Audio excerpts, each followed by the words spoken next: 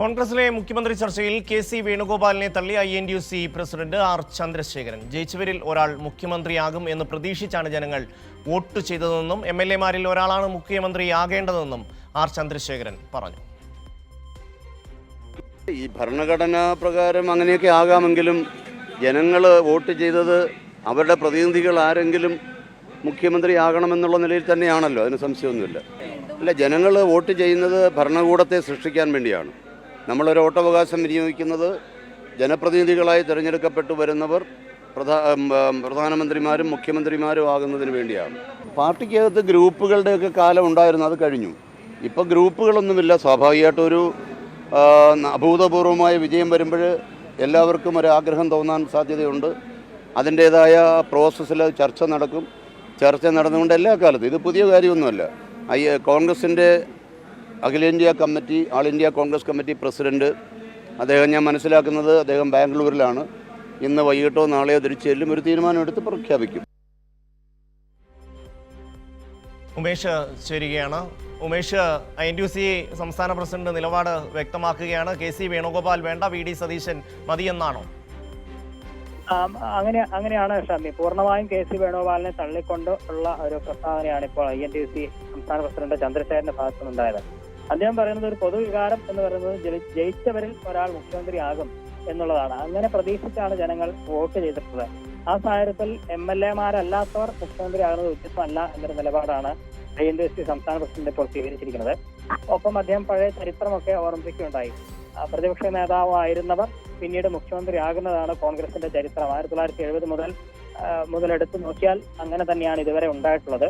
2021 അന്ന് തെരഞ്ഞെടുപ്പ് നടന്നപ്പോൾ രമേശ് ചെന്നിത്തല ആയിരുന്നു അതിന് മുൻപ് പ്രതിപക്ഷ നേതാവ്. പക്ഷെ അന്ന് ഭരണം LDF-ന് തന്നെ ലഭിച്ചു. അതുകൊണ്ട് അദ്ദേഹത്തിന് ആകാൻ കഴിഞ്ഞില്ല. പക്ഷെ പിന്നീട് 5 വർഷക്കാലം VD സതീശനാണ് UDF-നെ നയിച്ചത്. വലിയൊരു വിജയം ഉണ്ടായി. അപ്പോൾ പഴയ ചരിത്രം എടുത്ത് പരിശോധിക്കുമ്പോൾ, അല്ലെങ്കിൽ കോൺഗ്രസിന്റെ കീഴ്വഴക്കം രീതിയൊക്കെ പരിശോധിക്കുമ്പോൾ പ്രതിപക്ഷ നേതാവായിരുന്നവർ തന്നെയാണ് മുഖ്യമന്ത്രി ആകാറുള്ളത്. അതാണ് ഇപ്പോഴും ഉചിതമായിട്ടുള്ളത് എന്ന നിലപാടാണ് അദ്ദേഹം സ്വീകരിക്കുന്നത്. ഏതായാലും കെ.സി. വേണുഗോപാലിനെ അദ്ദേഹം പൂർണ്ണമായി തള്ളുന്നു. കാരണം MLA-മാരല്ലാത്തവർ മുഖ്യമന്ത്രിയാകുന്ന രീതി സ്വീകരിക്കുന്നത് ശരിയല്ല. കാരണം ജനങ്ങളുടെ പൊതുവായ വികാരം MLA-മാരിൽ ഒരാൾ മുഖ്യമന്ത്രിയാകണം എന്നുള്ളത് തന്നെയാണ്. MLA-മാരും അങ്ങനെ തന്നെയാണ് ആഗ്രഹിക്കുന്നത് എന്നൊക്കെയാണ് INTUC സംസ്ഥാന പ്രസിഡന്റ് ഇപ്പോൾ വ്യക്തമാക്കിയിരിക്കുന്നത്. എന്തായാലും ഉമേഷ്, വലിയ തോതിൽ എറണാകുളത്തെ കോൺഗ്രസ് പക്ഷം ചേർന്നിരിക്കുകയാണ്. ഇപ്പോൾ ആർ. ചന്ദ്രശേഖരൻ സ്വാഭാവികമായും INTUC-ന്റെ നേതാവെന്ന നിലയിൽ എറണാകുളം കേന്ദ്രീകരിച്ച് പ്രവർത്തിക്കുന്ന ഒരാളൊക്കെ തന്നെയാണ്. ആ രീതിയിൽ INTUC കൂടിയാണ് അതിൽ പക്ഷം ചേർന്നത്. ശരിക്കും ഈ ഒരു നിലപാട് INTUC-യിലെ അണികളൊക്കെ പൂർണ്ണമായും അംഗീകരിക്കുന്നു, അതോ ചന്ദ്രശേഖരന്റെ മാത്രം നിലപാടാണോ?